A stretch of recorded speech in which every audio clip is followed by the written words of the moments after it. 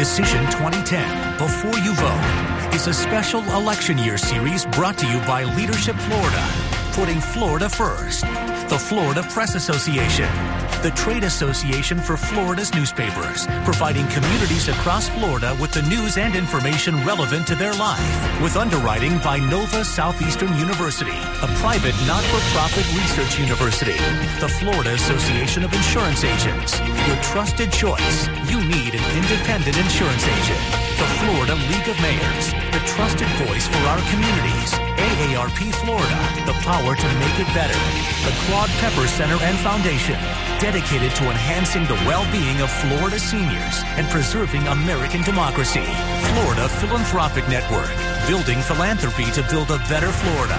Now, from the beautiful campus of Nova Southeastern University in Davie, Florida, Decision 2010 Before You Vote presents the candidates for the office of Governor of Florida. And now, your host, from WFOR-TV CBS 4, Antonio Mora. Welcome to the Florida gubernatorial debate. Tonight's event is being broadcast by a number of stations across the state so we can reach as many voters as possible. The two candidates running for governor of Florida are Democrat Alex Sink and Republican Rick Scott. The candidates will each have a minute and 15 seconds to respond to questions, and they will be signaled by a clock that is located on the stage. We will allow the candidates, on some occasions, a 30-second rebuttal. Our panel tonight includes Antonio Finns with the South Florida Sun-Sentinel, Kelly Dunn with WPTV in West Palm Beach, and Adam Smith with the St. Petersburg Times. We have asked the audience to hold this applause and the candidates to follow the guidelines presented to them before this broadcast. Our time is limited, so let's get started. The coin toss went to Alex Sink, and we begin with a question to you. We'll begin again tonight with jobs, the question that, of course, is most important to Florida voters. You have proposed spurring hiring by a series of tax cuts and tax credits, and to pay for that, you're talking about some spending cuts. Your opponent is talking about cutting $6 billion and bringing the government back to size that it was back in 2004. Where exactly are you going to cut spending, and how many jobs are you expecting to create? Well, thank you, Antonio, and I want to thank the viewers and the people in the audience, and most particularly the sponsors of this very important debate, so that people all over the state of Florida can hear directly from their gubernatorial candidates. This is a very important election for our state. The whole reason I'm running for governor is because I'm bringing my 26 years of business experience right here in the state of Florida to address the critical economic challenges that we have in our state today. Very high unemployment, 2 percentage points higher than the national average. So we've got to get our state headed in a different direction. My plan calls for, and I put together a very specific plan almost 10 months ago now. My plan calls for reviving our economy in the short term. And it's built all around small businesses because, you know, Florida's not a state of large corporations. Our state was built on entrepreneurs and people who started up small businesses. And that's what I spent my career doing. So I'm providing for tax cuts for businesses who agree to hire more Floridians, very targeted. I'm also providing a plan for reviving our economy and remaking and diversifying our economy by bringing new industries into the state. I will be a very aggressive economic ambassador for our state.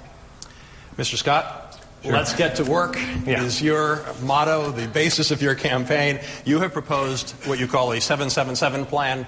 7 years, 700,000 jobs, 7 steps in 7 years to 700,000 jobs. But some state economists have said that if there is an economic recovery, no matter who's governor, the economy will actually generate more than those 700,000 jobs in just 4 years. How do you respond to that? Sure. Well, first I'd like to thank Leadership Florida, the Florida Press Association, and Nova Southeastern for doing this, and everybody for watching. Also, I want to thank my family. My wife, who I met in high school, we've been married 38 years, is here. My mom, it's her 82nd birthday. Maybe you've seen a few ads with her. And then my daughter Allison and her husband Pierre. So our plan is 7 steps to 700,000 jobs, and that plan is on top of what normal growth would be. And our plan says, you know, basically we're going to get the state back to work by running the state like a business. Watch how you spend every penny. Reduce regulation. I'll put a freeze on regulation. I'm going to be the jobs governor. I'm going to go out every day and do what I've done in business. Go out and figure out how to get people to build their businesses. And then I'm going to cut property taxes by the rate by 19% and phase out the business tax. We'll be the #1 state. But one thing I want to do tonight, I'm sure Alex and I are going to trade a lot of barbs, but I want to compliment her and commend her on one thing. Our state, budget is in a mess, and she, like I, am not going to take any state taxpayer funding for our campaigns, which I think is a great thing. So, a quick follow-up, though. If you are going to add 700,000 jobs on top of what the economic recovery would bring, we're talking about, in 7 years, about 1.7 million jobs. There are but there are currently 1 million Floridians unemployed. That's an awful lot of jobs. We're going to grow the state. I mean, my whole goal is we're going to grow this state. This state should be the #1 state for job creation. No income tax. We're a right-to-work state. We've got beaches, weather. Look at the growth in the economies in Central and South America. Look at the expansion of the Panama Canal. We're going to grow this state. This should be the #1 state for job creation. It's going to take a governor that knows how to build private sector jobs, and that's exactly what I'm going to do. Ms. Sink, a rebuttal to that? Yes. I might add that in looking at Rick Scott's plan, that Jeb Bush's own economic advisor has said that it's flawed and it can't work. To take the budget back to 1994, $54 billion would mean cutting $18 billion out of the budget, and we'd all be interested in hearing how we cut $18 billion out of the current budget. I also think it's important to recognize that Rick Scott, my opponent, talks about creating 285,000 jobs, but the way he did it was that he was a corporate raider. He went and bought hospitals all around the country and shut many of them down, some of them right here in Florida. That's how he built his business. We will get to those questions soon enough. Our first question from the panel, Adam Smith. Hi, Mr. Scott. Part of your plan is to cut the state workforce by 5%. That would be at least 6,000 jobs. Is this the right time in this recession to put 6,000 at least Floridians on the unemployment lines? Sure. Well, as you know, every year, my plan is it's getting 7 steps to 700,000 jobs. And we're going to watch how we spend every dollar. So part of it is we're going to reduce the workforce. If you look at every year, if we reduce the workforce 5%, it's $300 million. Every year we have somewhere between generally 12 to 16% attrition in our workforce in the government. So we'll be able to do it just through normal change. We'll do everything we can to keep everybody employed. But look, we've got to get this money back into the hands of the taxpayers, the people that build businesses, the people who are worried about making sure that they can make ends meet. The more we do that, people will build their businesses. This country, this state is built on people that want to build their businesses. As more of the money we get back into their pockets, this economy will grow. Now, again, my opponent's going to start attacking. We built a wonderful company. We took care of 100,000 patients a day. We had unbelievable outcomes, unbelievable patient satisfaction, unbelievable. We reduced the cost of health care. I'm very proud of what we accomplished. Ms. Sink, I want to ask you, let's say you had been elected governor 4 years ago. Very specifically, what significant concrete steps would you have taken to ensure that our economy is better shape than it is right now? Well, I would have taken several different and more specific steps. First, we've been in this recession for 3 years now. It started with the subprime crisis, particularly hitting Southwest Florida very, very hard. Lots of rampant mortgage fraud. This is what I would have done in the last 3 or 4 years as governor. I would have expedited transportation projects. These transportation projects that we have that have already been funded, it takes too long, 18, 24, 36 months to put those jobs on the ground. I would have streamlined regulation so that we could have expedited more transportation projects. I also would have been more aggressive as an economic ambassador. When I'm the governor, I'm going to wake up every day and ask for a list of names of companies for me to call, to recruit to come to Florida, or also for companies who are here right now who want to grow and to expand, and offer them my helping hand to assist them so that barriers are removed and we've got the right policies in place. And another thing that has happened is that we're in a critical situation over in the Space Coast. We knew 3 or 4 years ago that it was possible that the federal government would be reducing funding of NASA, and I would have gotten on top of that right away. Thank you. Kelly Dunn. Ms. Sink, the next governor will be in crisis mode almost immediately upon taking office, facing a $2 to $3 billion budget shortfall with no stimulus money in sight. Where is that money going to come from? Well, the estimates of the economists, you're right, are that the deficit could be between the most recent estimate between $800 million and $2 billion. And so I have put forth specific suggestions in working with the legislature, of course, and closing that gap. First, part of my business plan calls for reforming government, and I've specifically identified $700 million of savings through cuts in middle management, through other efficiencies like the way the state uses its real estate, and they're all outlined in my plan. Additionally, we have between $2 and $3 billion in Medicaid fraud embedded in our system, as our own accountants have told us. We have to go after that kind of Medicaid fraud and reduce it, and that's the way that I will work with our legislature to close that $2 billion gap so that we don't hurt services to Floridians. Mr. Scott, how would you come up with the $2 to $3 billion shortfall? Sure. What I would do is do exactly what's part of step one of my plan. It's called accountability budgeting. You go back and do exactly what you do in a business. You look at every agency and you say, can I do that less expensively? Is it a priority? Should we continue to do that? So if you do that, there are significant savings. We would also, exactly what you do in business, you benchmark other, in this case, you do other states, and you say, can they do it less expensively? Can they get better outcomes? As you do that, you can save significant amounts of money. If you look at my plan, we've benchmarked other states, and we've seen, we can show there's significant savings. Now, my opponent talks about how she can save $700 million. Now, that's Obama math, because on the other side of that, our Senate President has sent her a letter saying, how are you going to pay for the $12.5 billion of new spending your proposals have, your promises have, are going to cost us? What tax does she have to raise? She's already backed taxes and payroll and sales and cable and water. Is she going to have to propose an income tax? May I respond to that? You may. You have 30 seconds for a vote. Well, the first thing I have to respond to is that those charges of those billions of dollars are absolutely outlandish.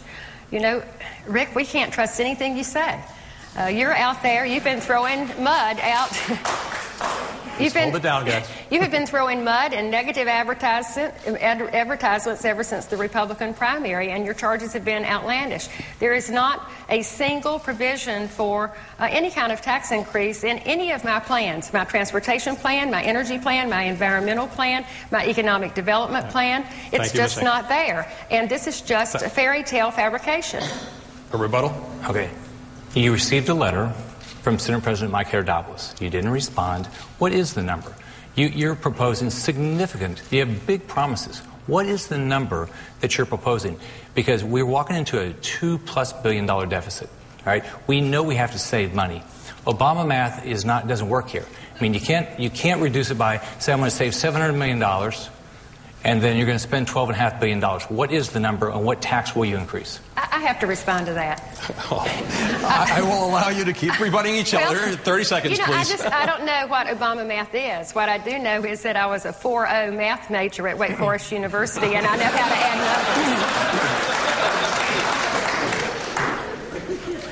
numbers. Let's continue. Antonio Finch. Let's talk about education. Starting with Mr. Scott. Earlier this year, Governor Christ vetoed legislation that would have directly tied teacher salaries to student performance. If you're elected governor, would you sign that measure if it came back next year, or would you change it? Sure. I put out a specific education plan, and my education plan starts like this. Our education has to be, this is exciting, it's for the benefit of our kids. Every child in this state has the same opportunity I had. I started in, I've lived the American. Every child in the state has an opportunity. But what we've got to do is we've got to look at every child as an individual. Each teacher has to be measured on their effectiveness moving that child from this level to this level. And we've got to compensate them in that manner. We also have to make sure we train our teachers the best way we can. Next, we need to make sure that our parents have all the choices possible. Just because you live on this block doesn't mean you need to go to this public school. You should have the choice of any public school.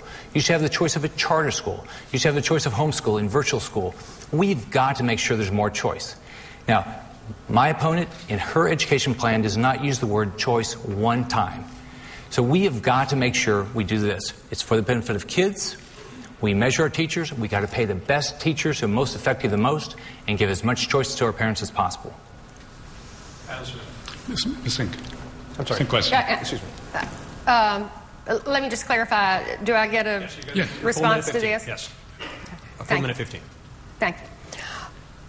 Well, Rick didn't really answer the question, because you asked the question about whether or not he would sign the same legislation that went through the legislature last year. And I've been very clear that I would not sign a bill like Senate Bill 6.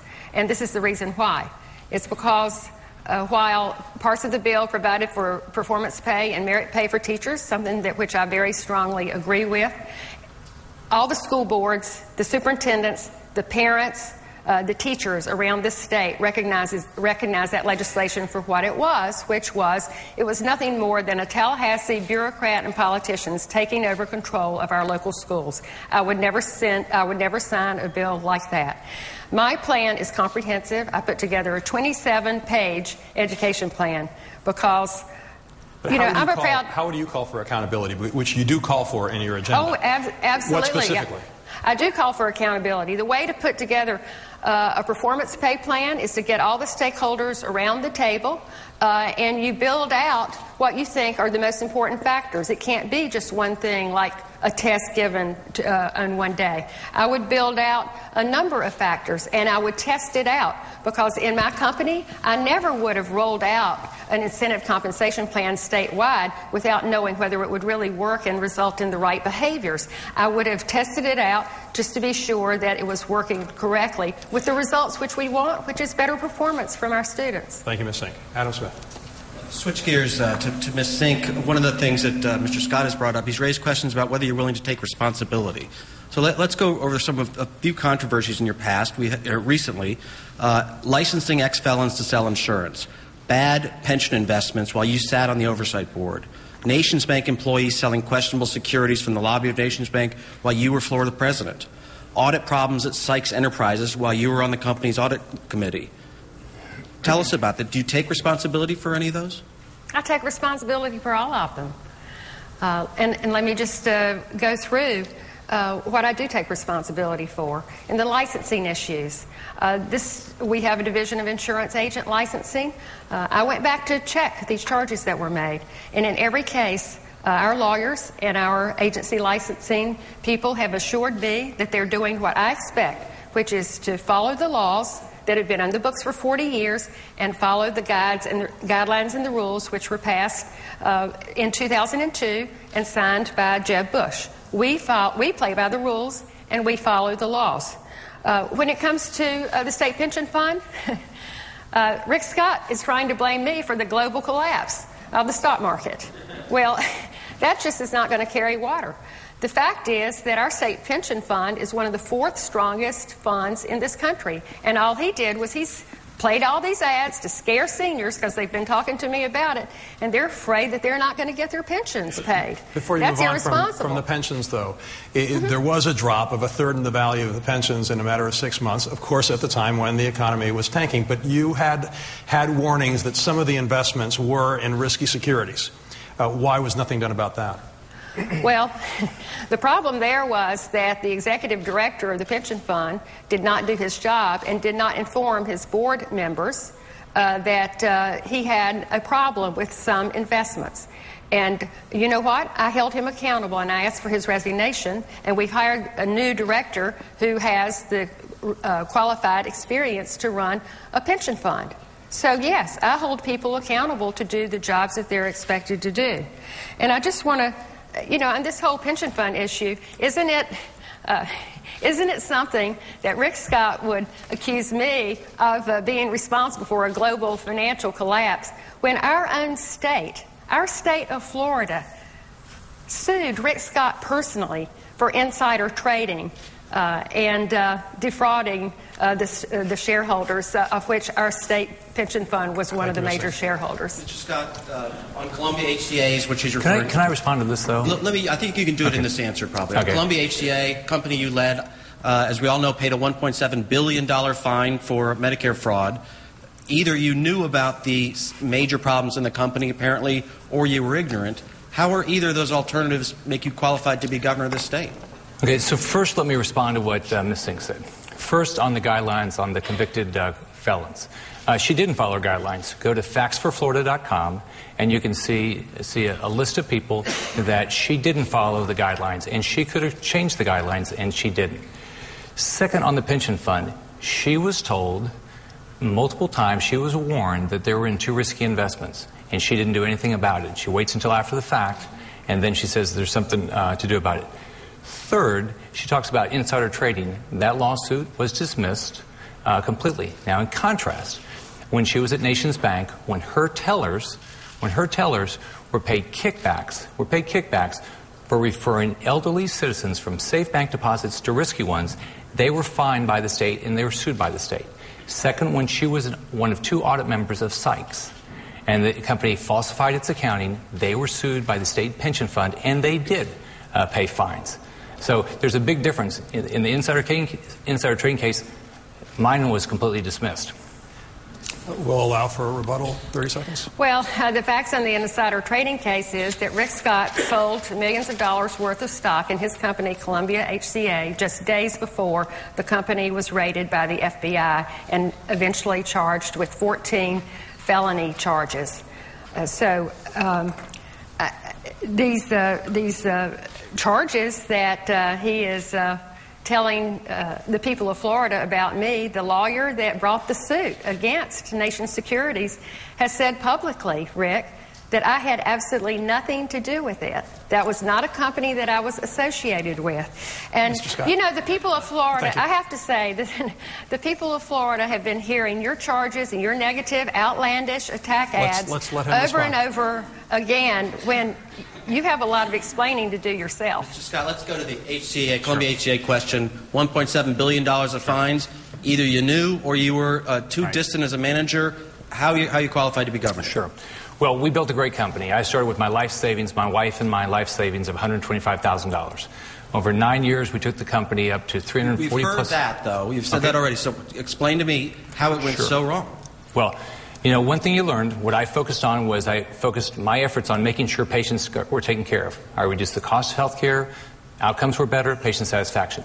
I clearly could have done a better job of hiring more internal and external auditors to have done a better job in making sure the company completely comply with the Medicare regs. So the lesson I've learned is you have to broaden your focus. You need to do what Ronald Reagan said. Trust but verify, and that's what I bring to the table. In business, what happens is you get better if something goes wrong, you focus on it and you get better, and that's what I've done. And Mr. Scott, a follow-up. You've talked about openness in government, and you've created another successful company, Solantic, and you had a deposition relating to a lawsuit involving that company just days before you filed to be a gubernatorial candidate. Why not, as part of that openness, allow people to see that deposition? You know, there's 20+ million lawsuits filed every year in this country, and if you're the CEO of a company or involved in companies, you know there's frivolous lawsuits. They're just fishing expeditions. They go on all the time, and by trial lawyers, and you know those are the same trial lawyers that are backing my opponent. I've elected, that case has nothing to do with my run for governor. I've elected not to release it. Kelly Dunn. We're going to revisit education and specifically the FCAT. Mr. Scott, some parents and teachers criticize the FCAT, saying teachers are teaching to the test. Do you believe these tests, the FCAT, are the best way to hold public schools accountable, and are they best for the students of Florida?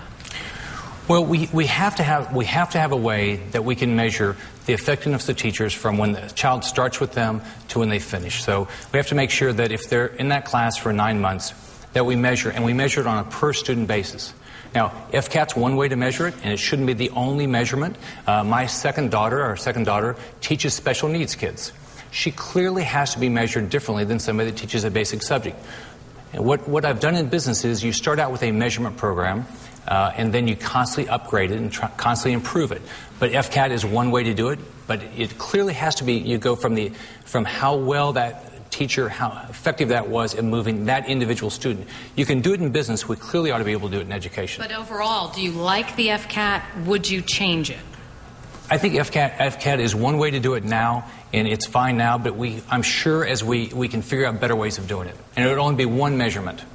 Ms. Sink, you talked about, when we were talking about Senate Bill 6, about your plan for teacher accountability. Do you think the FCAT does it for Florida? Well, as a parent, testing was always really important to me. Every year I was always, my son Bert is in the audience tonight and he'll bear this out. I was waiting for those test results to be sure that my children were performing against a nationally norm reference test. And unfortunately, I believe the FCAT has kind of gotten away from that. Our children need to be held to national standards. And I think that testing is just one way to evaluate a student. And it shouldn't be done just on one day. We should have ways to evaluate and measure student performance all during the year, so that if you get to November and a child is falling behind in reading or math, you don't have to wait until the end of the year to say, we've got to do some remedial help here. We've got to turn the system around. And you know who I'm going to ask? I'm going to ask our teachers and our superintendents and our principals and our professionals what's really important and how they think we ought to evaluate our students. Because there are other ways other than just testing. And most people in Florida are sick and tired of the FCAT. All right, thank you, Ms. Sink. And right now we are going to take a quick break, only 2 minutes, before we start another round of questions for the candidates. Decision 2010, before you vote. We'll be right back.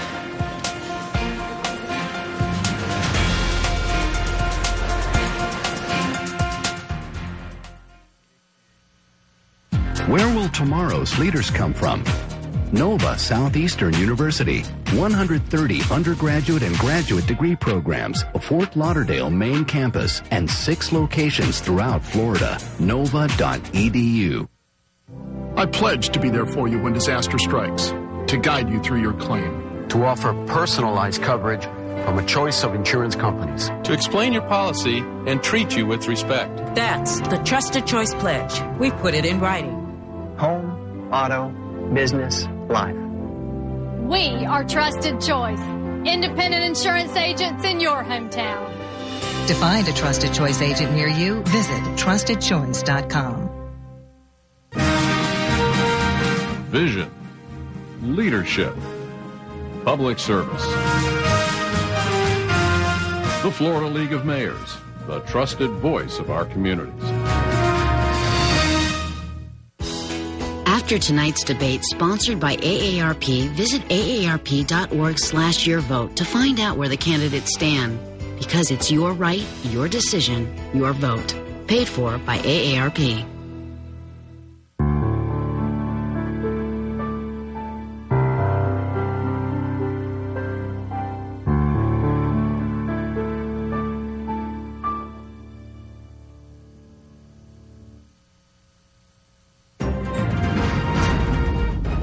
The Florida Press Association is the trade association for Florida's daily and weekly newspapers, providing communities across Florida with the news and information relevant to their life in print and online. Providing essential information, creative opportunities, and a meaningful forum for opinions, we are Leadership Florida, educating, inspiring, and engaging Florida's leaders. Welcome back to the Florida gubernatorial debate from the campus of Nova Southeastern University in Davie. This event is being seen by voters across the state. We will get right back to the questions and our panel. Antonio Finn's next question. Thank you. On immigration, the next governor is likely to face legislation it could require police and law enforcement in Florida to check the immigration status of people they suspect are here illegally. Is this a good idea or a bad idea? Starting with Ms. Sink. We Americans are all... Is that my turn? It's not. Sorry. There we go. Okay. Sorry. All of us are frustrated by the lack of action of the federal government in implementing a comprehensive immigration reform plan that will be consistent across all 50 states. So in response, as governor, this is the plan that I would offer that I believe is appropriate for Florida. We should increase the penalties and fines on businesses who knowingly hire illegal immigrants because they are taking jobs away from Floridians and from legal immigrants. And when it comes to law enforcement, I have the support and the endorsement of the 2 major law enforcement organizations in this state, in addition to Democratic and Republican sheriffs and Democratic and Republican state attorneys. And I have spoken with them about the appropriate the appropriate way to enforce our immigration laws, and we have to enforce the current immigration laws. But our law enforcement officers have been subject to tremendous budget cuts, and our sheriffs are already concerned about the future. And they need to be able to protect Floridians from serious crimes. So you would not support the kind of, like an Arizona-style type legislation? I would support the Alex Sink immigration plan. Mr. Scott, same question. Well, we're a country of legal immigration. My running mate, who's here tonight, Jennifer Carroll, is a legal immigrant. She legally immigrated here when she was 8 years old from Trinidad. She was raised by her great-aunt and great-uncle, and she's lived the American dream. After high school, she joined the U.S. Navy and started at the bottom and retired after 20 years as a lieutenant commander. So we have to come up with a way that people can come here legally and everyone knows what the rules are. So step one, the federal government needs to secure our borders. Step two, we need to come up with a work visa program that works for our employers. Our employers shouldn't be at an economic disadvantage to be able to hire workers, whatever industry you're in, whether it's ag or whether it's construction. So we need to do that. Third, in contrast to my opponent who wants to beat up on employers, we need to come up with a way that our employers know how to comply with the law. So we need to come up with something like E-Verify, where they know that they can comply with the law if they've gone through the steps. Finally, it's common sense. If you're in our country illegally and you're stopped by law enforcement, they ought to be able to be asked if they're legal or not, just like we get asked for our IDs. Now, my opponent wants to talk about all of her endorsements from law enforcement. I've been endorsed by sheriffs all across the state. One of the sheriffs is here tonight from Pasco County, Sheriff Bob White, to support me. Thank you very much, Bob. Adam Smith. Mr. Scott, for weeks we've been treated to endless negative ad after negative ad with you two attacking each other. So let's switch gears. Why don't you take a minute and tell us what you admire about your opponent? Sure. Sure. You know, I think, if you one thing that I admire about her is her commitment to her family. You can see it in what the things you read about her and some of the interviews, that she's clearly committed to her children and to her husband and being a great family person, which I admire. Ms. Sink, same to you, and you can take more time if you'd like. Well, I admire that Rick has been married to his high school sweetheart for 38 years, and likewise, two obviously lovely and wonderful and very successful daughters. All right, now I'm going to make you say nice things about each other in a different way, or at least I hope, or maybe negative things. That was a little too easy to talk about each other's families. I'll start with you. You've been a tremendously successful businesswoman. He's been a tremendously successful businessman. Both of you, in many ways, especially when it comes to your approaches to creating jobs and tax cuts and spending cuts, there's a lot of similarities in your platforms, much more so than there were among the Senate candidates last night. So with all those similarities in background and in policies, do you think he'd make a bad governor?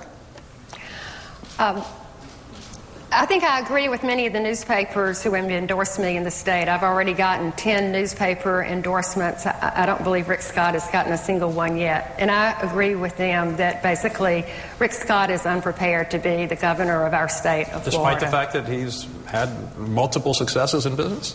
Well, I don't think that leading a large hospital corporation that was charged with the largest Medicare fraud fine in the history of this country would rate him as being a highly successful CEO when his board had to ask him to leave the company. I think that there is an issue of trust here and character and integrity. And let me just say, more importantly, that the thing that's even more worrisome, I believe, not only to me but to the people of Florida, is that he hasn't made himself available to a single newspaper editorial board. And when you go into those ed boards, you can't talk in sound bites anymore.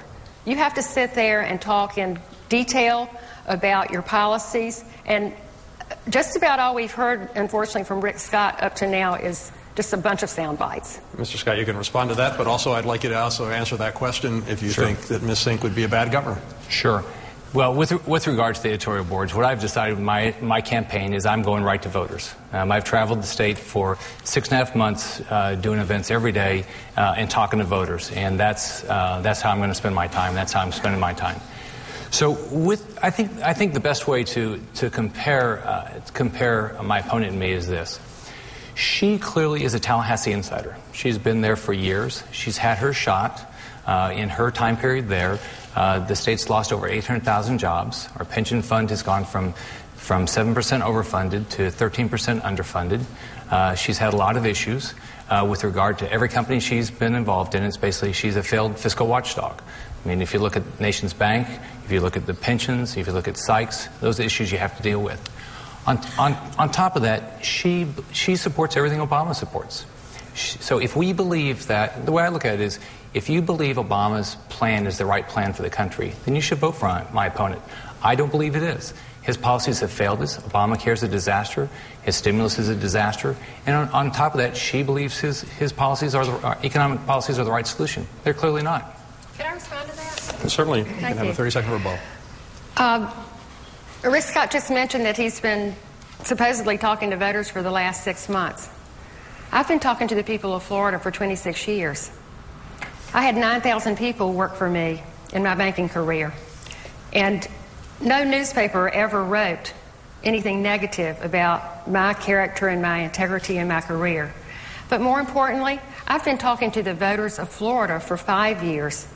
I've been a public servant, and I've handled my job very well, again, according to many newspaper endorsements who have lauded my service as the state's chief financial officer. Okay, let's just make the list. One, you won't answer the question about what would you have done differently on the jobs, okay? The pension, I mean, if I was a senior right now, I'd be scared to death of having you spend another 4 years in office when you took the pension fund from 7% overfunded to 13% underfunded. You look at, what you did by paying kickbacks to tellers. Look at the money that was lost at Sykes and the fines that were paid. So, I wouldn't be, if you want to attack my background, that's great.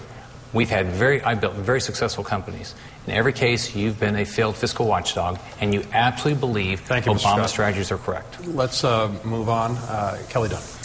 Ms. Sink, I received a call from a viewer in Palm Beach County who found out I was going to be a panelist for this debate, and he wanted me to ask about your opponent's idea to drug test welfare recipients and equated it to kind of kicking someone when they're down.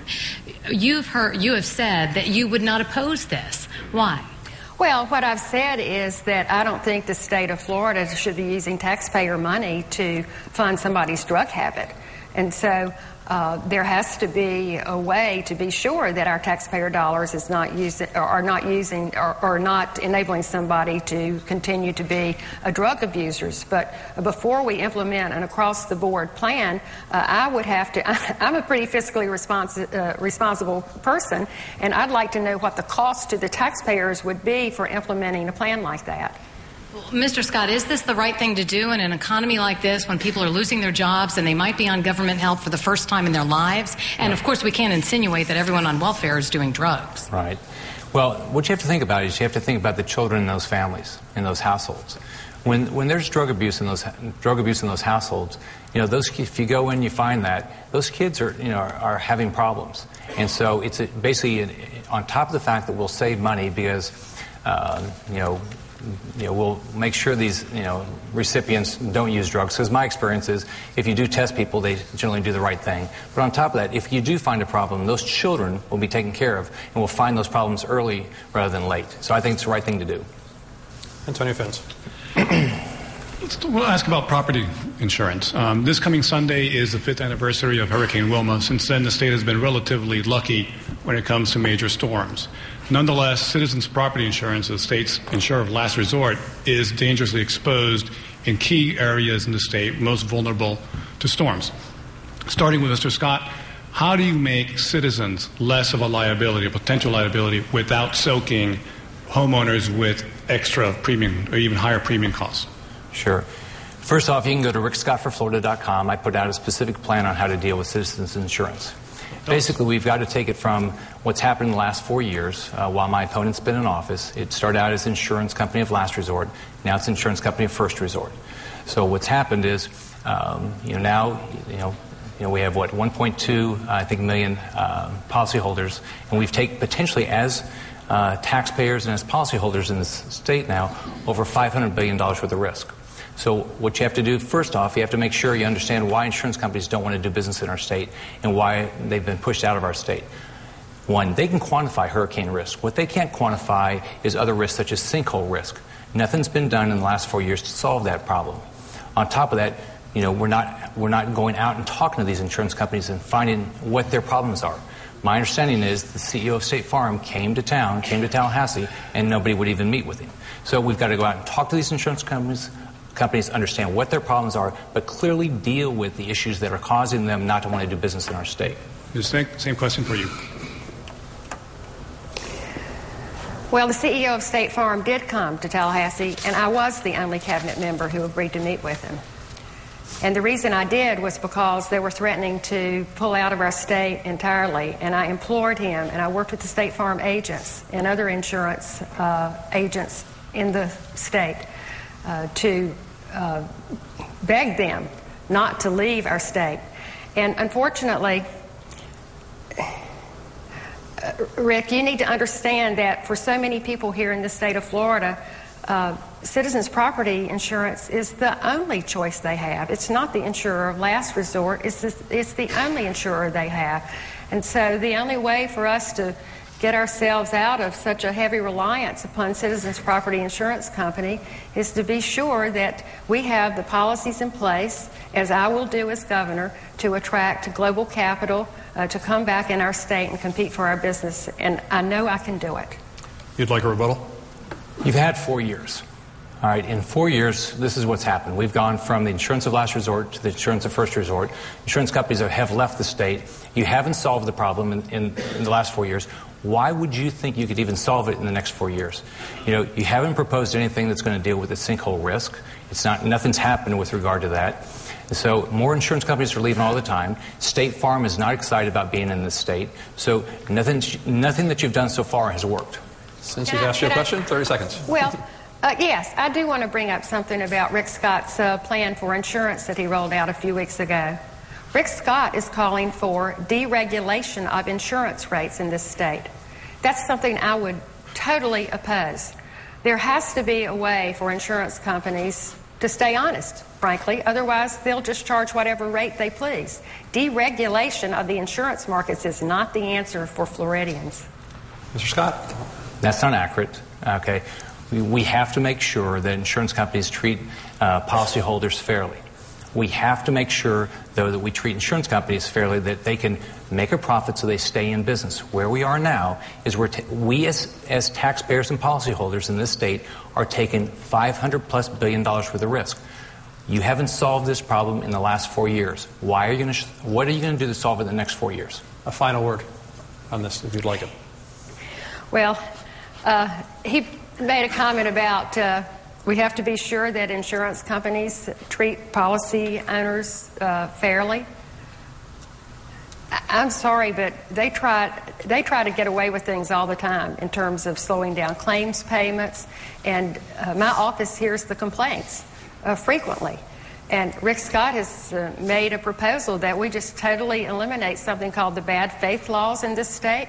That would be an absolute disaster, because that means if we did that the insurance companies would just be able to delay paying claims for however long they wanted to. They have deep pockets, and it would really hurt premium. It would really hurt our homeowners. Switching gears. Mr. Scott, do you believe homosexuality is immoral? What I believe is marriage is between a man and a woman. I've been married, as you know, for 38 years, and I believe marriage is between a man and a woman. Should the state continue to fight to bar gay couples from adopting children? I believe that children are raised in a more healthy environment if they're raised by a married couple. So as governor, you would want to see that ban kept in place? Yes. And Ms. Sink, what about you? Is homosexuality immoral? Well, no, it's not.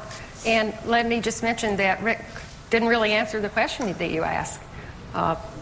He has a history of answering evasively in all of his depositions, many depositions that he's given, and I would just he invites people to go to factsforflorida.com. I'd like for everybody to look at what is rickscotthiding.com.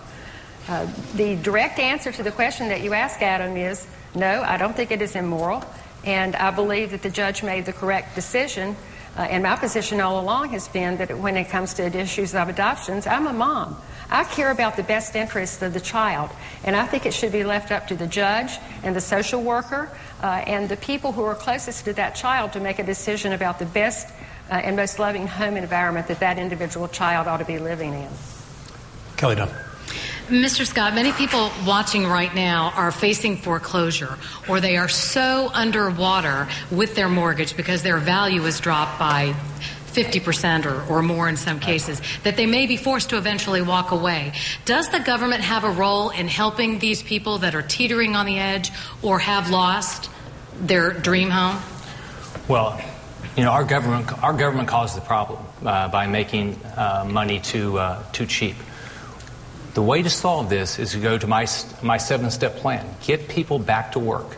If we get people back to work and we follow my plan, 7 steps to 700,000 jobs, we'll get people moving back into the state. First off, they'll have a job. Second, they'll be moving back into the state, and our home values will go up. And that's the way to help consumers long-term get the value of their homes up. But is there anything specific? I mean, someone right now who's watching and is thinking, oh, that's nice. As soon as those people go back to work, I'll be saved. But that's not the case for them. So, I mean, specifically, is there any help that, could be extended to these Floridians? I think what government can do is make sure this is a conducive environment so people can build companies and get jobs. On top of that, what we can do is make sure that homeowners are treated fairly if they're going through a foreclosure, things like that. But my belief is we will solve the problem, long-term solve the problem, by getting this state back to work. And that's why I'm committed. I mean, I've lived the American dream. I know what it's like. My father was a truck driver, had a 6th grade education, was laid off almost, I think, every Thanksgiving. So I never had a Christmas. He had a job. What we learned is we had to go out and work hard.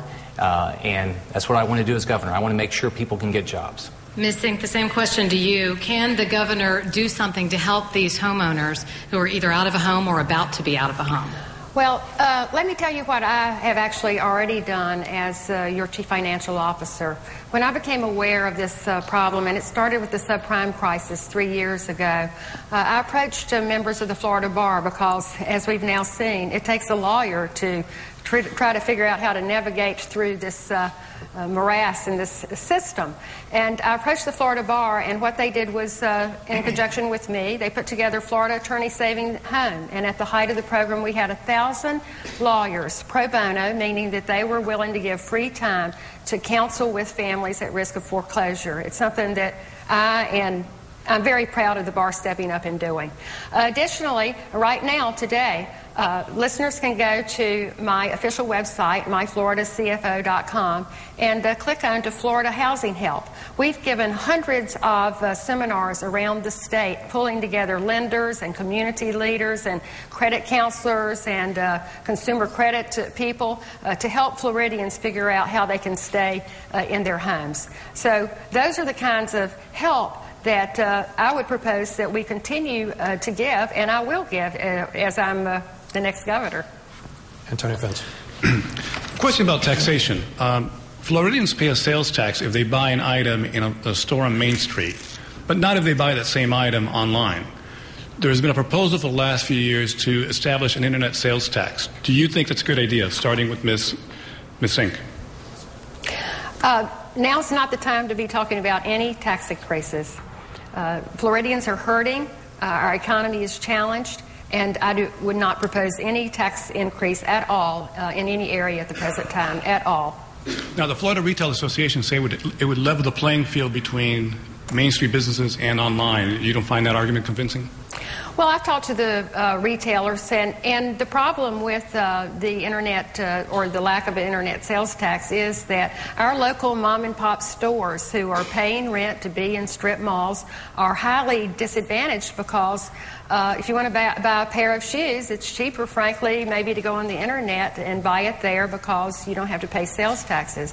But down the road, as I work with the legislature on many of these issues of fairness, we do have to address the fairness issue because our local retailers are very disadvantaged on the sales tax issues. But I do not advocate any increase in sales taxes. Mr. Scott, same question. So I'm against any tax increases. I don't think our taxes are too high. I propose dropping property tax rates by 19% and phasing out the business tax.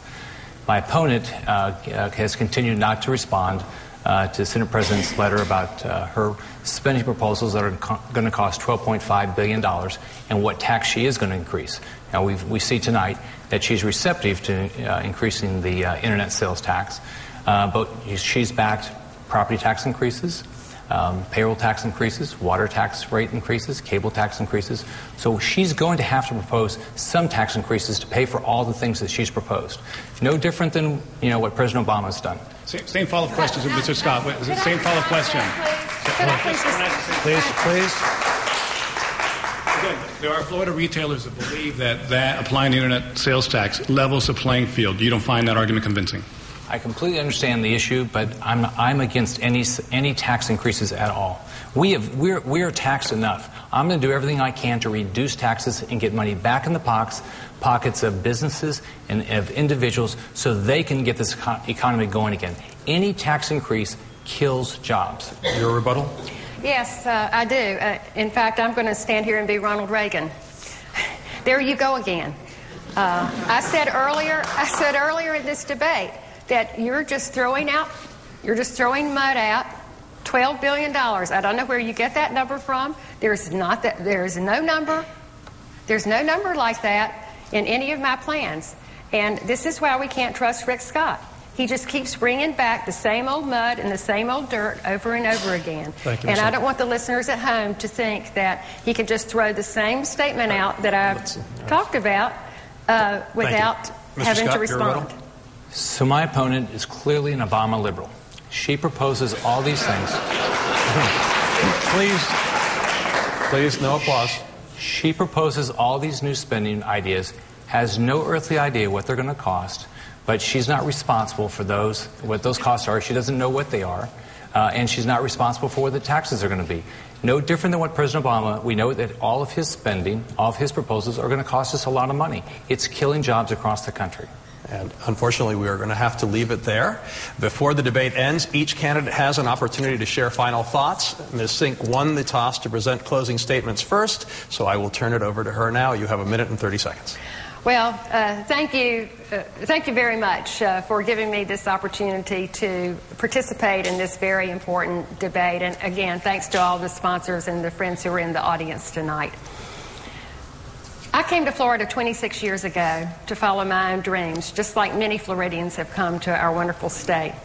I wanted to make a good living and raise a family, and I've been very blessed and fortunate that I've been able to realize those dreams.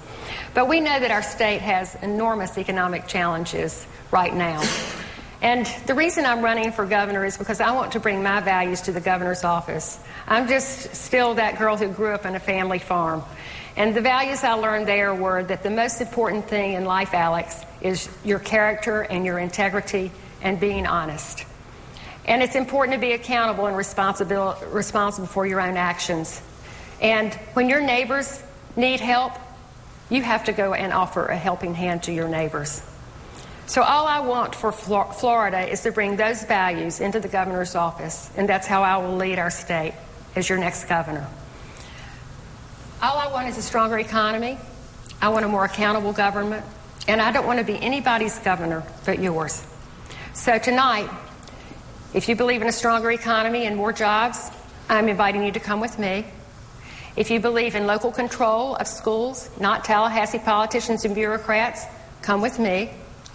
If you think character and integrity are really important in the person who is our next governor, then I will ask you to trust your vote to me before November the 2nd. Thank you so much. Mr. Scott.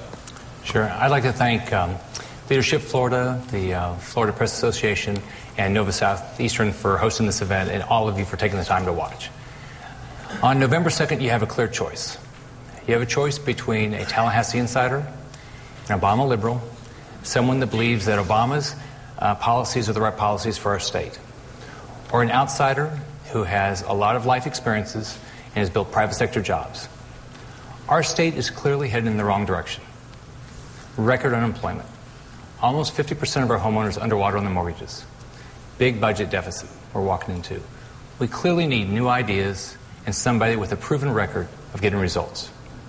I'm not a politician. I'm an outsider and a business person. I built businesses. I put my own money up. I've created jobs, balanced budgets, and held people accountable and cut cost. I have a detailed 7-step plan. I'm going to hold Tallahassee accountable for every dollar they spend. I'm going to cut state spending, and I'm going to create private sector jobs. So if you're happy with the way that Tallahassee is operating, if you're happy with the finances, then you should probably vote for my opponent. If you want jobs, if you want to turn the state around, if you want to change the way Tallahassee works, then ask for your vote. My commitment to you is I'll take my 35-plus years of business experience and I'll run the state for the benefit of taxpayers and for the benefit of families. Thank you very much. Thank you, Mr. Scott. Thank you, Ms. Sink. That concludes tonight's debate. Our thanks to everyone involved in putting together this important event. Election Day is November 2nd. Make sure you go out and vote. Thank you all for watching. Have a great night.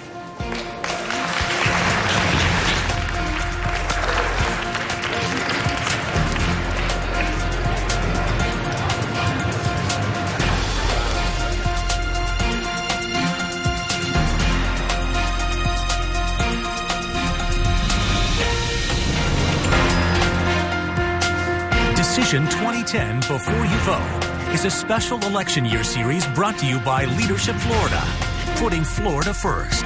The Florida Press Association, the trade association for Florida's newspapers, providing communities across Florida with the news and information relevant to their life. With underwriting by Nova Southeastern University, a private not-for-profit research university.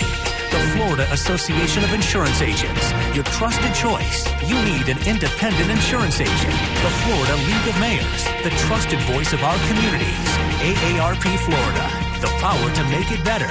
The Claude Pepper Center and Foundation, dedicated to enhancing the well-being of Florida's seniors and preserving American democracy. And the Florida Philanthropic Network, building philanthropy to build a better Florida.